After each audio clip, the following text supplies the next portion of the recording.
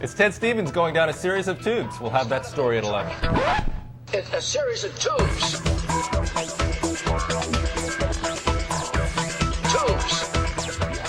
Welcome to Hotline TV. I'm Quinn McCord. And I'm John Mercurio. Breaking news out of Washington, D.C. The U.S. Justice Department is poised to indict Alaska Republican Senator Ted Stevens, the longest-serving Republican senator in the history of the United States of America, is about to be indicted on criminal charges of corruption. Quinn McCord, our Senate expert, if I dare may say, our Ted Stevens expert, here to talk about this indictment and what it might mean not just for Ted Stevens, but for the Alaska Senate race in which Ted Stevens is fighting an uphill battle, some might say, against Democrat Mark Begich. It's true. I mean, there's no good time to be indicted, but this is a particularly interesting time because it's almost exactly a month before the Alaska primary.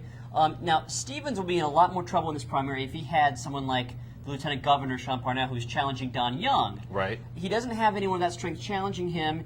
Roll call Shira Tuplitz, a fine reporter. And a friend of the show, and a former hotliner, always a hotliner. Reported that attorney Vic Vickers, who I had not heard of until today, is spending hundreds of thousands of dollars, or at least reserved that money for TV and radio ads.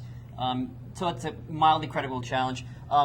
The 96 challenger to Ted Stevens, Dave Cuddy, he's a self-funding developer. He didn't come close in 96, and he hasn't really self-funded much yet. But he could be. All right, but what are the filing deadline laws in Alaska? I mean, the filing deadline obviously passed, the primary about a month away. Is it possible at this point for Republicans to get somebody else on the ballot? Well, I know they tried in the 98 governor's race. They had the Republican nominee and then also a write-in Republican that basically just split the vote, allowed Tony Knowles to be re-elected easily. That would probably be kind of a dangerous thing to try again. I guess someone would have to research the laws. Could they convince Ted Stevens to drop out and then replace him? He doesn't seem like the type of person to do that. Right, I know. That's what's interesting. I mean, he's already trailing in a recent poll, the mid-July poll, Research 2000 poll, had Mark Begich ahead by 2 points, 47-45, I guess. Yeah. He's already trailing. He's already stuck in a tough race. Is this in some way possibly, if they're able to recruit a good candidate, a blessing in disguise for Republicans? I mean, this is a Republican state in a presidential year. You know, despite all the problems with the party, this does seem like it should be a place where ultimately they're able to pull it out. I mean, I've always said Alaska is one of those states where I believe they'll elect a Democratic senator when I see it. That's what I was saying in 2004 when people were saying, oh, Lisa Murkowski's going to lose to Tony Knowles. Right. And she ended up winning.